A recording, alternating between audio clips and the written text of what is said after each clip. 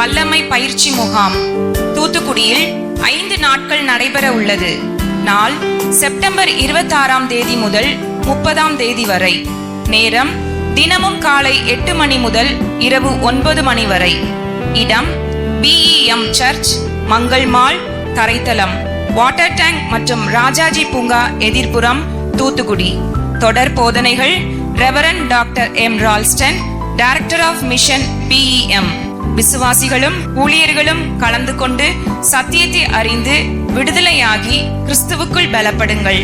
கருத்தரங்கின் உள்ளடக்கம்: ஆவிக்குரிய உலகத்தின் ஆழங்களை பற்றியும் சாத்தானின் ஆழங்களை பற்றியும், தேவனுடைய ராஜ்யம் மற்றும் பரலோக ராஜ்யத்தின் ஆழங்களை பற்றியும், 5 வகையான ஊழியங்களை பற்றியும், ஆவிக்குரிய 3 எதிரிகளை பற்றியும், ஆவி, ஆத்துமா, சரீரம் ஆகிய போதனைகளை பற்றியும், ஆத்தும ஆதாயம் செய்யும் பல வழிமுறைகளை பற்றியும், ஒவ்வொரு வகையான ஆவிகளையும் அதன் கிரியைகளை பற்றியும், பரிசுத்த ஆவியானவரோடு இணைந்து நடப்பதை பற்றியும், உபவாசத்தின் ரகசியங்களை பற்றியும், ஆவிக்குரிய உலகத்தின் பிரமாணங்களையும் கோட்பாடுகளை பற்றியும், பல வகையான ஜெபங்களை பற்றியும், வேதத்தை தியானிக்கும் ரகசியங்களை பற்றியும், தலைமுறை சாபங்களையும் பில்லிசுனிய சாபங்களை உடைக்கும் வழிமுறைகளை பற்றியும், விடுதலையில் வாழும் ரகசியங்களை பற்றியும், சபை ஊழியங்களை பற்றியும், வரங்களை பற்றியும் அறிந்து கொள்ளவும், 66 புஸ்தகங்களின் சத்திய ரகசியங்களை பற்றியும் அறிந்து கொள்ளவும் உங்களை அர்ப்பணித்து கடந்து வாருங்கள். அனுமதி இலவசம், தங்கும் வசதி உண்டு. கர்த்தர் தாமே உங்களை ஆசீர்வதிப்பாராக. BEM சபை ஆராதனை ஒழுங்குகள்: ஒவ்வொரு நாளும் அதிகாலை ஜெபம் காலை 5:30 மணி முதல் 6:30 மணி வரை. ஒவ்வொரு நாளும் ஆண்கள் ஜெப கூடுகை இரவு 9 மணி முதல் 10 மணி வரை. திங்கட்கிழமை ஆலோசனை நாள் காலை 9 மணி முதல் இரவு 9 மணி வரை. தனியாகவும் குடும்பமாகவும் ஆவிக்குரிய மற்றும் மருத்துவ ஆலோசனைகளை பெற்று ஜெபிக்க முன்பதிவு செய்யவும். செவ்வாய்க்கிழமை இந்திய தேசத்திற்காய் விசேஷ ஜெபம் காலை 10 மணி முதல் 1 மணி வரை. அபிஷேக ஜெபக்கூடுகை மாலை 6 மணி முதல் 8 மணி வரை. புதன்கிழமை கட்டுதல் கட்டவிழ்த்தல் ஜெபம் காலை 10 மணி முதல் 1 மணி வரை. குடும்ப ஆசீர்வாத கூட்டம் மாலை 6 மணி முதல் 8 மணி வரை. வியாழக்கிழமை பிள்ளைகளுக்காக விசேஷ ஜெபம் காலை 10 மணி முதல் 1 மணி வரை. திருமணம் நடக்கவும் குழந்தை பாக்கியம் உண்டாகவும் ஜெபம் மாலை 6 மணி முதல் 8 மணி வரை. வெள்ளிக்கிழமை விசேஷ உபவாச ஜெபம் காலை 10 மணி முதல் 1 மணி வரை. தொழில் ஆசீர்வாத கூட்டம் மாலை 6 மணி முதல் 8 மணி வரை. இரவு ஜெபம் இரவு 10 மணி முதல் 1 மணி வரை. சனிக்கிழமை சுகமளிக்கும் விடுதலை கூட்டம் காலை 10 மணி முதல் 1 மணி வரை. வேத பாடம் மாலை 6 மணி முதல் 8 மணி வரை. ஞாயிற்றுக்கிழமை முதலாம் ஆராதனை காலை 9 மணி முதல் 12 மணி வரை. இரண்டாம் ஆராதனை மாலை 6 மணி முதல் 8 மணி வரை. ஒவ்வொரு மாதமும் அமாவாசை இரவு ஜெபம் இரவு 10 மணி முதல் 1 மணி வரை. வாருங்கள், ஆசீர்வாதம் பெற்றுச் செல்லுங்கள். யாவரையும் அன்புடன் அழைக்கிறோம். இடம் BEM சபை, மங்கள் மால், தரைத்தளம், வாட்டர் டேங்க் எதிரில், பாளையங்கோட்டை பிரதான சாலை, தூத்துக்குடி. தொடர்புக்கு பாஸ்டர் டாக்டர் M. ரால்ஸ்டன், தலைமை போதகர் BEM சபை, இயக்குனர் BEM மிஷனரி ஸ்தாபனம்.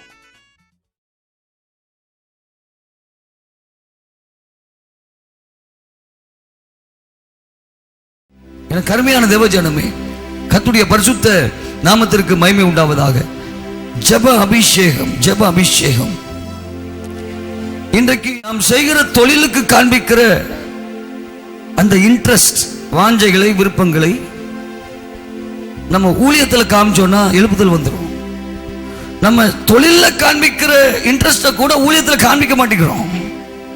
தனிப்பட்ட வாழ்க்கையிலே நாம் நம்முடைய காரியங்களில் காண்பிக்கிற விருப்பங்கள், வாஞ்சைகள் எல்லாம் ஊழியமா காண்பிக்கிறது இல்லை, ஜெபத்தில் காண்பிக்கிறது இல்லை. there is a great difference. இப்போ நம்ம ஜெபத்தில் காண்பிக்கிற வாஞ்சை இருக்கிறது, அதை எடுத்து நம்முடைய பிசினஸ்ல போட்டீங்கன்னு வைங்க, பிசினஸ் உடனே இழுத்து மூடிட வேண்டியதான், தரித்திரமாயிரும். எத்தனை பேருக்கு சொல்றது புரியுது? ஜெபத்தில் இருக்கிற இன்ட்ரெஸ்ட் இருக்கு பாருங்க, இன்ட்ரெஸ்டே இல்லை, ஒண்ணுமே இல்லை. இதை தூக்கி அப்படியே உங்க பிசினஸ்ல காமிச்சு பாருங்க, 4 மாசம் தான் ஜோலி முடிச்சிடலாம். பிசினஸ்ல காண்பிக்கிற இன்ட்ரெஸ்ட் ஜெபத்துல காண்பிக்கணும். சத்தமா ஆமென் சொல்லுங்க. வேலைகள்ல காண்பிக்கிற இன்ட்ரெஸ்ட் ஜெபத்துல காண்பிக்கணும். காரியங்கள் இப்படி இருக்கிறதோ என்று நிதானிக்கிற கிருபைகளை கர்த்தர் என்று நமக்கு கொடுக்கிறார். எனக்கு அருமையான தேவஜனமே, ஜெப அபிஷேகம் உள்ள வைக்கப்பட்டுச்சுன்னா அதெல்லாம் எடுக்கிறது ரொம்ப கஷ்டம். ஆந்திராவிலே நெடுநாளாய் ஒரு சகோதரி அபிஷேகத்திற்காக ஜெபித்திருக்கிறார்கள். எனக்கு தெரியாது, அந்நிய பாஷையே எனக்கு கிடைக்கவில்லை. வல்லமை உணர்கிறேன், வல்லமை பெற்றிருக்கிறேன், ஆனால் அந்நிய பாஷையே கிடைக்கவில்லை. ஆனால் போன மாதத்திற்கு முந்தின மாதத்தில் நடந்த கூட்டத்திலே அவர்களை கர்த்தர் அளவில்லாமல் நிரப்பினார். அந்நிய பாஷையை பேசினார்கள். ஆனால் வீட்டில் போய் மணிக்கணக்காய் ஜெபிக்கிற ஒரு கிருபையை பெற்றார்கள். அவர்கள் சொன்னார்கள், அடுத்த மாதம் வர்ற வரைக்கும் ஒரு மாதம் அதிகமாய் நான் ஜெப சமூகத்திலே நேரத்தை செலவழித்தேன். 6 மணி நேரம் 8 மணி நேரம். அது வரைக்கும் எனக்கு ஜெபிக்கவே முடியாது, சலித்து போவேன், ஜெபித்திலே வெறுப்பு உண்டாகும். ஆனால் பரிசுத்த ஆவியானவரை பெற்று அந்நிய பாஷை பேச ஆரம்பித்த பொழுது, அந்த கூட்டத்தில் அதை பெற்ற பொழுது எனக்குள்ள இந்த அபிஷேகம் பெருகிட்டு மணிக்கணக்கா பொழுது நான் ஜெபிக்கிறேன். சத்தமா ஆமென் சொல்லுவோமா? ரட்சிக்கப்பட்ட ஆரம்ப நாட்கள். அப்பொழுது எங்களுடைய சபைக்கு ஒரு ஊழியக்காரர் வந்தார். அவர் கன்வென்ஷனுக்குன்னு வரவில்லை. வந்த வழியிலே என்னுடைய தகப்பனாரை பார்த்து பேசுவதற்காக வந்தார். வந்த வீட்டிற்கு வந்த அவரை மேலே சபையில போய் ஜெபிப்பதற்காக நான் தகப்பனார் கூட்டிக் கொண்டு போனார். அப்படி நானும் கூட போனேன். கூட போயிட்டு ஒரு 5 நிமிடம் ஜெபித்து விட்டு அவர் கடந்து வந்து விட்டார். அவர் ஜெபித்த பொழுது ரிலீஸ் ஆன அபிஷேகம் ரொம்ப நாள் இருந்தது அந்த இடத்துல. That was the anointing. அன்னைக்கு தான் பார்த்தேன், ஒரு ஜெப அபிஷேகம்னா ஒரு ஊழியக்காரர்கிட்ட இருந்து எப்படி ரிலீஸ் ஆகுங்கிறத நான் பார்த்தேன். ஆரம்ப நாட்களே கர்த்தர் எனக்கு கற்றுக் கொடுத்தார். அவர் பேசின அந்நிய பாஷை அந்த கொஞ்ச நேரம் தான் ஜெபம் பண்ணாரு. அந்த அனாயிண்டிங் என்னை வந்து அப்படி பாதித்து என்னை அப்படி நிரப்பிச்சுது. I was able to recognize and discern that wonderful anointing. இந்த ஒரு அபிஷேகத்தை கர்த்தர் நமக்கு கொடுக்க முடியும். ஆமென் சொல்லு. சின்ன ஜெபமா இருக்கலாம், அபிஷேகம் ரிலீஸ் ஆகணும். குதிரை வனாந்தரத்திலே இடையூறு இல்லாமல் நடப்பது போல ஜெப வாழ்க்கையிலே ஒரு தடங்கள் இல்லாமல் கர்த்தர் நம்ம நடக்க பண்ணணும். வீர நடை போடணும். ஜெபத்துல வீர நடை போடணும். கம்பீரமாய் நடக்கணும்.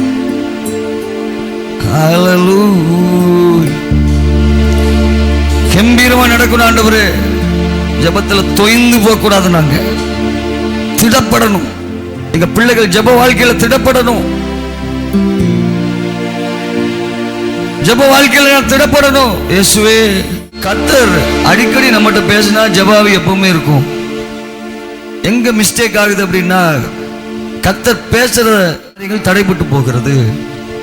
சில பாவங்கள், சில குற்றம் குறைகள் தெரிஞ்சும் செய்யறதுனால ஜெப ஆவி அழிக்கப்படுகிறது. தேவனுக்கும் நமக்கும் இடையிலே சில பாவங்கள், அறிந்து அறியாமல் செய்கிற சில குறைகள், குற்றங்கள், தவறான வார்த்தைகள், தீய எண்ணங்கள், துஷ்ட எண்ணங்கள், இதெல்லாம் ஜெப ஆவியைத்தான் அழிக்கிறது. தேவ ஜனங்கள் அதனால்தான் பரிசுத்தமாய் வாழ வேண்டும் என்று வேதவசனம் சொல்கிறது. நான் பரிசுத்தர், நீங்களும் பரிசுத்தராய் இருங்கள் என்று ஏன் சொன்னார்?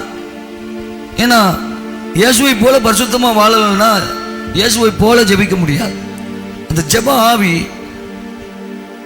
அந்த பாவங்களினால் அழிக்கப்படுகிறது. கவனிங்கள், எத்தனை தடவை கர்த்தர் பேசுகிறாரோ அவ்வளவு ஜெப ஆவி நமக்குள்ள நிலைத்து நிற்கும். கர்த்தர் பேச வேண்டும்.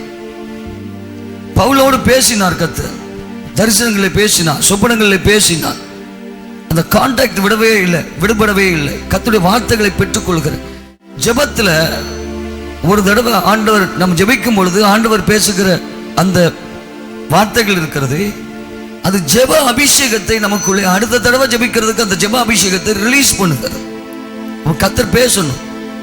1 மணி நேரம் ஜெபிக்கிறோம் அப்படின்னா வெறுமனே 1 மணி நேரம் நம்ம மட்டும் ஜெபிச்சுட்டு நம்ம பாட்டு எழுஞ்சி போனோம்னா அடுத்த தடவை 1 மணி நேரம் ஜெபிக்கிறதுக்கு கிருபை பெறாம எழுந்துச்சு போயிடும். கர்த்தர் பேசணும். நான் சொல்றது எதிர்ப்புக்கு புரிகிறது. ஜெபத்தில் கர்த்தர் பேசணும். ஜெபத்தில் கர்த்தர் பேசி வெளிப்பாடு கொடுக்கணும். இருதயத்தில் அந்த சத்தம் கேட்கணும். உள்ள இருந்து, வெளியே இருந்து அல்ல. கர்த்தருடைய சத்தங்கிறது உள்ள இருந்து துணிக்கிறது. உள்ள இருந்து, வெளியே இருந்து அல்ல. வெளியே இருந்து கேட்கறதுலாம் பிசாஸ். உள்ள இருந்து ஆவியானவர் அப்படி மெதுவா பேசுவார் நம்மகிட்ட. ரொம்ப சாஃப்டா இருக்கும். சிலனுக்கு சத்தமே கேட்காது, உணர்த்துதல் இருக்கும். உணர்த்துதல் ஜெபத்தில் தரித்திருக்கும் போது கர்த்தர் பேசுகிறார். பேசும் வரை தரித்திருக்க வேண்டும். பேச பேச அந்த ஜெப அபிஷேகம் வளர்கிறதாக இருக்க வேண்டும். கவனிங்கள், எத்தனையோ பரிசுத்தவான்களிடத்தில் கர்த்தர் பேசினார், பேசிக்கொண்டே இருந்தார். ஆகவே அவர்கள் ஜெபித்துக் கொண்டே இருந்தார்கள். எத்தனை பேருக்கு புரிகிறது? அப்போ பேசுகிறது தடைபடும் பொழுது தான் ஜெப ஆவியை இழக்கிறோம். ஜெப ஆவியை மெயின்டைன் பண்றதுக்கு உபவாசம் தேவை, வேத தியானம் தேவை. நிறைய நேரங்களில் வேத தியானத்தையும் ஜெபத்தையும் பிரிச்சிடுறோம். எல்லாம் ஒன்றும் பிரிக்க முடியாது. உபவாசம், வேத தியானம், ஜெபம் இதெல்லாம் பிரிக்க முடியாது. ஜெப ஆவியை பெறுவதற்கு வேத வசனத்துக்கு தான் போகணும். ஜெப ஆவி, கெத்செமனே தோட்டத்து ஜெப ஆவியை பெறுவதற்கு வசனம் தான். வசனம் ரொம்ப முக்கியமானது. மணிக்கணக்காக தியானிக்கிற அனுபவத்துக்கு வரணும். அப்போ நீங்க கேட்பீங்க, அப்போ என்ன மணிக்கணக்காக ஜெபிக்கவா அல்லது மணிக்கணக்காக வேதத்தை தியானிக்கவா? மணிக்கணக்காக வேதத்தை தியானிங்க, மணிக்கணக்காக ஜெபிப்பீங்க. புரிஞ்சவங்க ஆமைன்னு சொல்லுங்க. ஏன்னா அந்த ஒவ்வொரு வசனத்துக்குள்ளேயும் ஜெப அபிஷேகம் அடங்கி இருக்கு. வசனங்களை நீங்க தியானிக்கும் போது ஜெப ஆவி அப்படியே ஒரு நீரூற்றை போல புறப்பட்டு நதியை போல ஓடி வரும். ஜெப ஆவி, ஜெப அபிஷேகம். எனக்கு அருமையான தேவஜனமே, வசனங்களை தான் மணிக்கணக்காக தியானிக்கணும். ராம் முழுவதும் வேத வசனங்களை தியானித்து பாருங்கள். பகல் முழுவதும் ஜெப ஆவி உங்களுக்குள்ள நிறைஞ்சிருக்கும். இப்படிப்பட்ட அனுபவங்களுக்குள் உங்களை என்னையும் கர்த்தர் கொண்டு வருவாரா? ஜெபத்துல சாதிக்கிற தன்மையை விட்டுருங்க. ஜெபத்துல பார்த்துக்கிடுறேன். ஜெபத்துல சாதிக்கணும், அதாவது எதிர்மறையா சாதிக்கணும். நிறைய நேரங்களில் மாம்சீகமாய், அதாவது இதை நான் ஜெபிச்சு வாங்கிடுவேன். அது தேவனுக்கு சித்தமா இல்லையான்னு கவனிக்க மாட்டாங்க. ஆனால் நான் ஜெபித்து வாங்கிடுவேன். ஜெபத்தில் நல்ல ஒரு விசுவாசம் இருக்கும் சிலருக்கு. ஆனால் மாம்சீக வைராக்கியத்தை கொண்டு போய் ஜெப வாழ்க்கையில காட்டி கொண்டிருப்பார்கள். இதை நான் ஜெபித்து சாதிச்சிருவேன், இதை நான் ஜெபிச்சு முடிச்சிருவேன், உன்னை ஜெபிச்சு சோழியை முடிச்சிருவேன், உன்னை ஜெபிச்சு அழிச்சிருவேன், உன்னை ஜெபிச்சு சபிச்சிருவேன். இதெல்லாம் கொடூரமானது. பில்லிசூனிய கிரிகளுக்கு ஆளாக்கிவிடும். பில்லிசூனிய ஆவிகளின் அட்டாக்குக்கு உள்ளாக்கிவிடும். கவனிங்கள், ஜெபங்கிறது அது வந்து புனிதமானது, பரிசுத்தமானது. அந்த ஜெப அறை, ஜெப நிலை, இதுக்குள்ளதான் போகும்போது நம்ம மாம்சீகத்தை ஒதுக்கி வச்சுட்டு தான் போனோம். மாம்சீகத்தில் போய் வைராக்கியம் பாராட்டி இதை செய்யணும் அதை செய்யணும்னு சொல்லிட்டு ஆண்டவர்கிட்ட கட்டளை போட்டுட்டு இருக்க முடியாது. தேவனுடைய சித்தத்தை அறிந்து ஆண்டவர் இதை செய்யும் என்று நாம் போராடி ஜெபிக்கிறோமே, அது வேறு. தேவனுடைய சித்தத்தை அறிந்து, தேவனுடைய சித்தத்தை அறியாம சில காரியங்களை வலியுறுத்துகிறோம். இதை செய்யும், எனக்கு தாரும். இப்பொழுது அது சிக்கல்ல போய் முடிக்கிறது. இதுதான் ஜெப அபிஷேகம் அளிக்கப்படுகிறது. எப்பெல்லாம் ஜெப நேரத்தில் மாம்சீக வைராக்கியத்தை பாராட்டி மாம்சீகத்தை வெளிப்படுத்துகிறோமோ, சுய சித்தத்திற்கு சுய விருப்பங்களுக்கு இடம் கொடுக்கிறோமோ, அப்பொழுதெல்லாம் ஜெப அபிஷேகத்தை இழக்கிறோம். 40 நாள் வாசம் இருந்து பெற்ற ஜெப அபிஷேகம் அப்படியே அழிக்கப்பட்டு அப்படியே போயிருது. ஒரு எண்ணெய் வேஸ்டான மாதிரி விழுந்து போகுது. திரும்ப வாசம் போட்டு ஜெபித்து ஜெபாவியை பெற வேண்டிய சூழ்நிலை. ஜெபம் அப்படிங்கும் போது உடைக்கப்பட்ட இருதயத்தோடு ஆண்டவன் மாறே நாங்கள் ரட்சிக்கப்படுவதற்கு என்ன செய்ய வேண்டும்? இதான் ஜெபம். முழங்கால் படிக்கட்டு, தேவனே நம்முடைய பிள்ளை வந்திருக்கிறேன், நான் என்ன செய்யணும் சொல்லுங்க. ஓகே, இப்பதான் நீ சரியான நிலைக்கு வந்திருக்கிற, இந்த காரியத்துக்காக ஜெபம் பண்ணு, இந்த காரியத்துக்காக ஜெபம் பண்ணு ஆவியானவர் சொல்லுவார். இப்போ அதில் ஜெபம் பண்ணீங்கன்னு வைங்க, உங்களை அப்படியே நடத்திட்டு போயிடுவார். ஆவியானவரால் நடத்தப்படுகிற அனுபவம் அதுதான். அந்த அனுபவத்தில் தான் சலிப்பு இருக்காது. ஜெப வாழ்க்கை அநேக நேரங்களில் சலிப்படைந்து விடுகிறது. சோத்திரம் செய்து சலித்து போகிற ஒரு உணர்வுகளை அடைந்து விடுகிறோம். இல்லை, ஆவியானுடைய வழி நடத்துது. வேத வசனத்தை தியானித்து ஜெபிக்க ஆரம்பிங்க. எப்பொழுதெல்லாம் ஜெபிக்கணும்னு நினைக்கிறீங்களோ வசனத்தை தியானித்து ஜெபத்துக்குள்ள போங்க. இப்போ 1/4 மணி நேரம் தான் உங்களுக்கு டைம் இருக்கு. இப்போ ஜெபிக்கணும்னு நினைக்கிறீங்க, 5 நிமிஷம் வேதத்தை தியானிச்சுட்டு 10 நிமிஷம் ஜெபம் பண்ணுங்க. ஆமென் சொல்லுங்க. 1/2 மணி நேரம் உங்களுக்கு ஜெபம் பண்றணும்னு நீங்க நினைக்கிறீங்க, இப்போ ஒரு 15 நிமிஷம் வேதத்தை தியானிச்சுட்டு 15 நிமிஷம் ஜெபம் பண்ணுங்க. ஏன்னா இங்க தான் உண்மையான ஜெப ஆவி வசனத்துல தான் அடங்கி இருக்கிறது. இந்த வசனத்தை பல கோணங்கள்ல நாம தியானிக்கணும், பேசணும். வசனத்தை நம்ம பேசுறது இல்லை. ஜெப ஆவியை எப்படி பெற முடியும்? வசனத்தை தியானிக்கிறது மாத்திரமல்ல, தியானித்த வசனங்களை வெளியே பேசணும். யாரையாவது பேசணும், சொல்லுங்க, அவுட்புட் பண்ணுங்க. வாழ்க்கையில கண்டுபிடிச்ச உண்மை எனக்கு கர்த்தர் கொடுக்கிற எல்லா வெளிப்பாடுகளையும் நான் வெளியே சொல்றதுக்கு எனக்கு ஒரு பிளாட்ஃபார்ம் ஆண்டவர் கொடுத்திருக்காரு. கோடி நன்றி செலுத்தணும். ஆமென் சொல்லுங்க. தகப்பன் தாய் ஆண்டவர் ரட்சித்து அபிஷேகித்து ஊழியத்தை ஸ்தாபிக்க வைத்து 45 வருடங்கள் உள்ள ஒரு ஊழியத்தை கையில கொடுத்து அதுக்கு பிறகு எனக்கு கையில கொடுத்திருக்காரு பாருங்க. ஒரு பிளாட்ஃபார்மை ரெடி பண்ணி வச்சிருக்கிறாங்க. தாயும் தகப்பனும் ஊழியம் செய்து எத்தனை உபவாசம் கண்ணீர், இப்போ ஒரு பிளாட்ஃபார்மை ஏற்படுத்தி கொடுத்துருக்காங்க பாருங்க. இதெல்லாம் கொடுத்து வைத்திருக்கிற ஒரு கிருபை, ஆண்டவரால் வருகிற கிருபை. இப்போ அந்த பிளாட்ஃபார்ம்ல நின்று எனக்கு வார்த்தைகளை தினமும் அறிவிக்கிற கிருபை. காலையில சாயங்காலம், காலையில சாயங்காலம், நைட்டு வெளியே சொல்ல சொல்ல எனக்கு வெளிப்பாடு கிடைக்கிறது. Very easy, simple method. உங்களுக்கு கிடைக்கிற தியானித்து கிடைக்கிற வெளிப்பாடுகளை வெளியே சொல்லணும். அப்போ எங்க போய் சொல்றது? யார்கிட்ட போய் சொல்றது? யார்கிட்ட போய் சொல்றது? எங்க போய் சொல்றது? It's very difficult thing. ஜோம் பண்ணுங்க, ஆட்களை கொடுப்பார். உங்களுக்கு கீழே இருக்கிறவங்க பிள்ளைகளை பிடிச்சு வச்சு சொல்லுங்க. பிள்ளைகளுக்கு உடனே ஒரு கதையை சொல்லணும், ஸ்டோரியை சொல்லணும்னு நினைக்காதீங்க. பிள்ளைகளுக்கு தரமா பேசுங்க. சண்டே கிளாஸ்லாம் சொல்லிக் கொடுக்குறாங்க. பிள்ளைகளுக்கு வீட்டில் தரமான வார்த்தைகளை கொடுக்கணும், நல்ல லாங்குவேஜை சொல்லிக் கொடுக்கணும். சத்தமா ஆமேன்னு சொல்லுங்க. ஏன்னா அப்படிப்பட்ட செய்திகளையும் வார்த்தைகளையும் கேட்கும் பொழுதுதான் அவருடைய இருதயம் உருவாக்கப்படும். ஜெபத்தில் உறுதியாக தரித்திருப்பார்கள். வசனம் இல்லை. இன்னைக்கு வசனத்தின் அடித்தளம் அநேகரிடத்தில் இல்லை. மாம்சீக வைராக்கியம் தான். வெறுமை இருக்கிறதுனால மாம்சீக வைராக்கியம். கவனிங்கள், இந்த ஜெப வாழ்க்கையிலே மாம்சீக வைராக்கியத்தை பாராட்டும் போது பில்லிசூனிய ஆவிகளின் தாக்குதலுக்கு உள்ளாகி போய்விடுவோம். இது ரொம்ப முக்கியமான ஒரு சத்தியத்தை பேசுகிறேன். ஜெப வாழ்க்கையிலே என்றைக்குமே போய் ஆண்டவரிடத்தில் போய் சாதித்து விடலாம் என்ற எண்ணத்தை விட்டு விடுங்கள். ஏனென்றால் அப்படிப்பட்ட காரியங்கள் என்று வரும்போது பில்லிசூனிய ஆவியினுடைய கட்டுப்பாட்டிற்குள் நம்மை அறியாமல் நாம் எடுத்து செல்லப்பட்டு விடுவோம். பாண்டேஜஸ்க்குள்ள போயிடும். அது ரொம்ப ஆழமா போன பிறகுதான் அதை திரும்பி பார்த்தா கட்டுக்குள்ள வந்துட்டோம், இனி விடுதலை பெற முடியாது, இது எவ்வளவு தூரம் இருக்குது, கர்த்தர் தான் விடுதலை பண்ண முடியுங்கிற ஒரு நிலை வரும். ஏனென்றால் அப்படிப்பட்ட நிலைக்குள்ள போகக்கூடாது. ஏனென்றால் ஆந்திராவில் ஒரு சகோதரன் ஊழியத்திற்கு கூட நிற்பார், எல்லாத்தையும் ஹெல்ப் பண்ணுவார். ஆனால் ஒரு நாள் அன்றைக்கு ஆண்டவர் எனக்கு ஒரு தரிசனத்தை காண்பிக்கிறார். என்ன தரிசனம்? சொப்பனத்திலே அந்த அவர் நிற்கிறார், அந்த சகோதரன் நிற்கிறார். அவருடைய முகம் அப்படியே பில்லிசூனியக்காரன் முகம் போல இருக்கிறது. அது எப்படி சொல்வது என்று தெரியவில்லை எனக்கு. நான் பில்லிசூனியக்காரன் முகத்தையும் பார்த்ததில்லை, ஆனால் பில்லிசூனியக்காரன் முகம் என்று சொல்கிறேன். எப்படின்னு கேட்குறீங்களா? ஆவியில எனக்கு தெரியுது, அது எப்படி சொல்லன்னு தெரியல. அந்த பில்லிசூனியக்காரன் முகம் போல் அவன் முகம் தெரிகிறது. அவன் கழுத்துலேருந்து எனக்கு ஒரு கழுத்தில் கயிறு மாட்டி இருக்கு, பக்கத்தில் நிற்கிறான். அவன் கழுத்துலேருந்து மறைமுகமான ஒரு கயிறு எனக்கு வருகிறது. என்னை கொஞ்சம் கொஞ்சமாக நெருக்கி கொண்டு வருகிறான் என்று அறிகிறேன். இதை அறிந்த மாத்திரத்தில் இந்த நேம் ஆஃப் ஜீசஸ்ன்னு தலையை கீழே விட்டு அப்படியே அவன் கண்ணிலிருந்து தப்புகிறேன். இப்போ கவனிச்சு பார்த்தீங்கன்னா, இப்போ அந்த நபர் ஒரு பில்லிசூனிய ஆவியின் கூட தாக்கத்தில் இருக்கிறார். அவரை வைத்து சில காரியங்களை செய்ய வேண்டாம், ரொம்ப நெருங்கி போகாத, அவனை வைத்து உனக்கு ஆபத்து வருகிறது என்று ஆண்டவர் எனக்கு சொப்பனத்தில் எச்சரிக்கிறார். ஆனால் அதிலிருந்து நான் விலகிக் கொள்வதற்கு கர்த்தர் உதவி செய்தார். ஆமென் சொல்லுங்க. இன்னொரு இடத்துலையும் இன்னொரு நபருடைய முகத்தை நான் பார்த்த பொழுது, சடனா ஒரு ஆராதனை நடத்தி கொண்டிருக்கும் போது, ஒரு இடத்துல ஆராதனை நடத்தி கொண்டிருக்கும் பொழுது இந்த முகத்தை பார்த்த உடனே ஒரு பில்லிசூனியக்காரன் முகம் போல இருந்தது. It was totally different. பிறகு ஒரு அரை மணி நேரம் கழிச்சு தான் இவர்கள் தானா அப்படின்னு சொல்லி எனக்கு தெரிய வந்தது. ஏன்னா ஆவியில் அவ்வளவு நேரம் நான் அரை மணி நேரம் பார்த்தது அவர்கள் முகத்தை ஆவியிலே.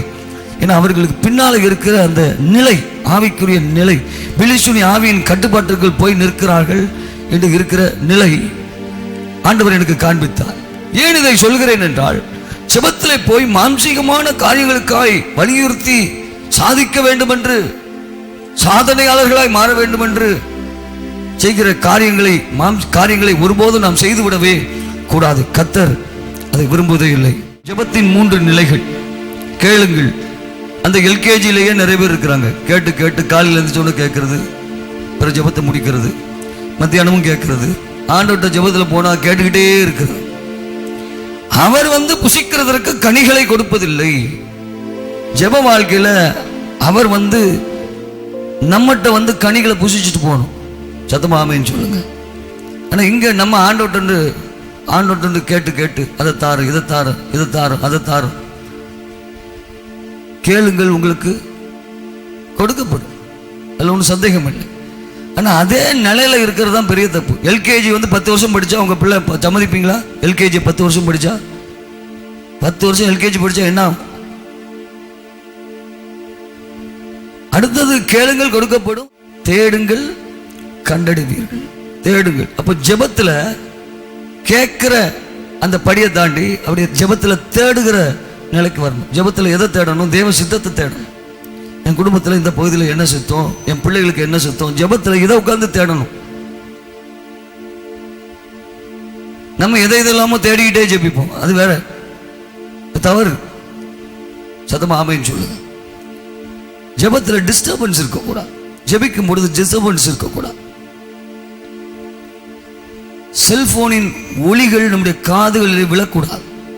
அவ்வளவு தூரத்திற்கு அப்புறப்படுத்த வேண்டும். கண்ணில் இருக்கக்கூடாது. செல்போனை கண்ணுக்கு முன்னாலே பார்க்கணும். ஏன்னா அது நீங்க பார்த்தீங்கன்னா ஜெபிக்கிறதுக்கு ரொம்ப தடையை உண்டு போகும்.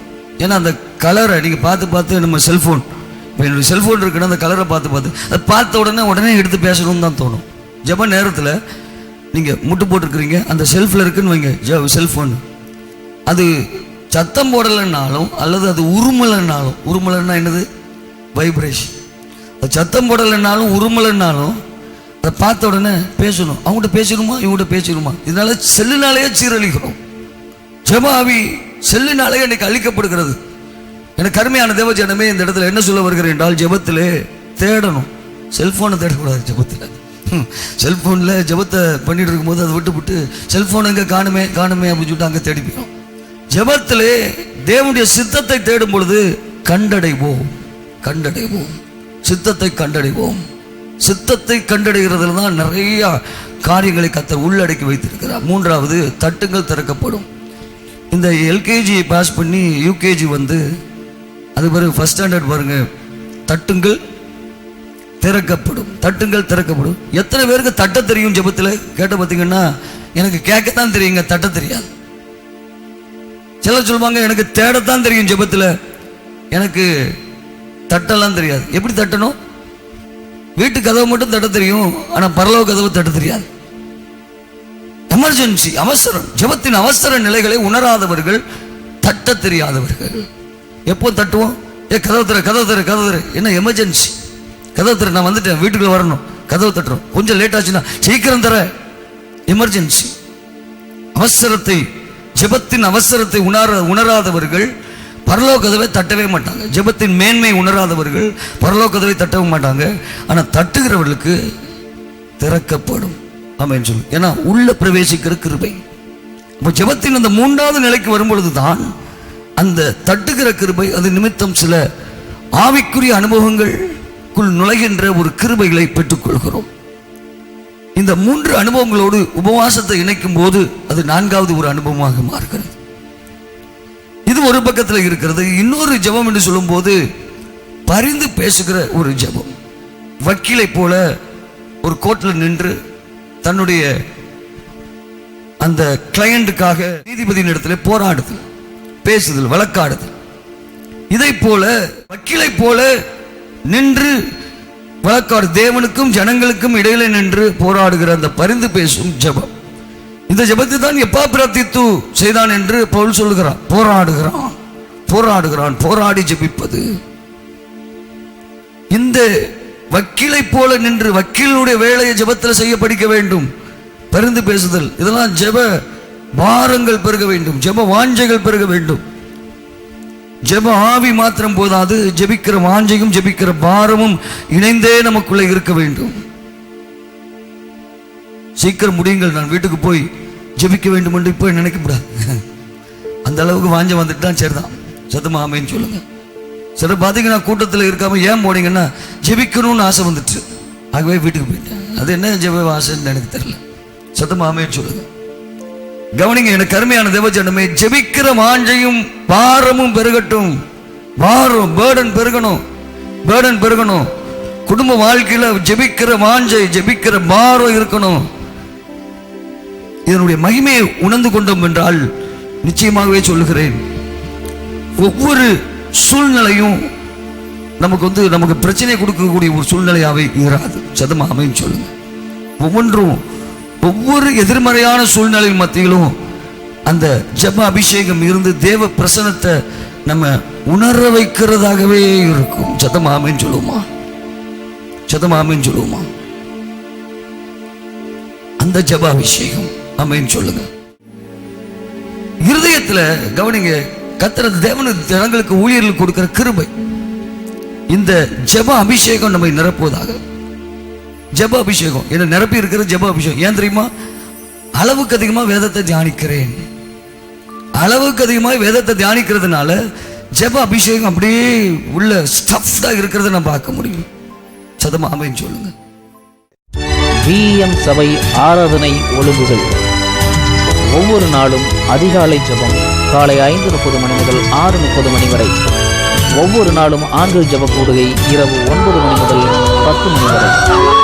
திங்கட்கிழமை ஆலோசனை நாள் காலை 9 மணி முதல் இரவு 9 மணி வரை. தனியாகவும் குடும்பமாகவும் ஆவிக்குரிய மற்றும் மருத்துவ ஆலோசனைகளை பெற்று ஜெபிக்க முன்பதிவு செய்யவும். செவ்வாய்க்கிழமை இந்திய தேசத்திற்காய் விசேஷ ஜெபம் காலை 10 மணி முதல் 1 மணி வரை. அபிஷேக ஜெபக்கூடுகை மாலை 6 மணி முதல் 8 மணி வரை. புதன்கிழமை கட்டுதல் கட்டவிழ்த்தல் ஜெபம் காலை 10 மணி முதல் 1 மணி வரை. குடும்ப ஆசீர்வாத கூட்டம் மாலை 6 மணி முதல் 8 மணி வரை. வியாழக்கிழமை பிள்ளைகளுக்காக விசேஷ ஜெபம் காலை 10 மணி முதல் 1 மணி வரை. திருமணம் நடக்கவும் குழந்தை பாக்கியம் உண்டாகவும் ஜெபம் மாலை 6 மணி முதல் 8 மணி வரை. வெள்ளிக்கிழமை விசேஷ உபவாச ஜெபம் காலை 10 மணி முதல் 1 மணி வரை. தொழில் ஆசீர்வாத கூட்டம் மாலை 6 மணி முதல் 8 மணி வரை. இரவு ஜெபம் இரவு 10 மணி முதல் 1 மணி வரை. சனிக்கிழமை சுகமளிக்கும் விடுதலை கூட்டம் காலை 10 மணி முதல் 1 மணி வரை. வேத பாடம் மாலை 6 மணி முதல் 8 மணி வரை. ஞாயிற்றுக்கிழமை முதலாம் ஆராதனை காலை 9 மணி முதல் 12 மணி வரை. இரண்டாம் ஆராதனை மாலை 6 மணி முதல் 8 மணி வரை. ஒவ்வொரு மாதமும் அமாவாசை இரவு ஜெபம் இரவு 10 மணி முதல் 1 மணி வரை. வாருங்கள், ஆசீர்வாதம் பெற்றுச் செல்லுங்கள். யாவரையும் அன்புடன் அழைக்கிறோம். இடம் விஎம் சபை மங்கள் மால், தரைத்தளம் வாட்டர் டேங்க் எதிரில், பாளையங்கோட்டை பிரதான சாலை, தூத்துக்குடி. தொடர்புக்கு பாஸ்டர் டாக்டர் எம் ராஜ்டன், தலைமை போதகர் விஎம் சபை, இயக்குனர் விஎம் மிஷனரி ஸ்தாபனம். விஎம் விடுதலை ஊழிய வல்லமை பயிற்சி முகாம் தூத்துக்குடியில் 5 நாட்கள் நடைபெற உள்ளது. நாள் செப்டம்பர் 26ஆம் தேதி முதல் 30ஆம் தேதி வரை. நேரம் தினமும் காலை 8 மணி முதல் இரவு 9 மணி வரை. இடம் விஎம் சர்ச், மங்கள் மால், தரைத்தளம் வாட்டர் டேங்க் மற்றும் ராஜாஜி பூங்கா எதிர்ப்புறம், தூத்துக்குடி.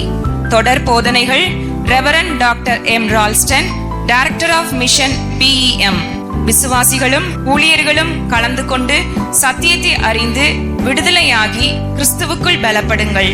கருத்தரங்கின் உள்ளடக்கம்: ஆவிக்குரிய உலகத்தின் ஆழங்களை பற்றியும் சாத்தானின் ஆழங்களை பற்றியும், தேவனுடைய ராஜ்யம் மற்றும் பரலோக ராஜ்யத்தின் ஆழங்களை பற்றியும், 5 வகையான ஊழியங்களை பற்றியும், ஆவிக்குரிய 3 எதிரிகளை பற்றியும், ஆவி ஆத்துமா சரீரம் ஆகிய போதனைகளை பற்றியும், ஆத்தும ஆதாயம் செய்யும் பல வழிமுறைகளை பற்றியும், ஒவ்வொரு வகையான ஆவிகளையும் அதன் கிரியைகளை பற்றியும், பரிசுத்த ஆவியானவரோடு இசைந்து இணைந்து நடப்பதை பற்றியும், உபவாசத்தின் ரகசியங்களை பற்றியும், ஆவிக்குரிய உலகத்தின் பிரமாணங்களையும் கோட்பாடுகளை பற்றியும், பல வகையான ஜெபங்களை பற்றியும், வேதத்தை தியானிக்கும் ரகசியங்களை பற்றியும், தலைமுறை சாபங்களையும் பில்லிசுனிய சாபங்களை உடைக்கும் வழிமுறைகளை பற்றியும், விடுதலையில் வாழும் ரகசியங்களை பற்றியும், சபை ஊழியங்களை பற்றியும், வரங்களை பற்றியும் அறிந்து கொள்ளவும்,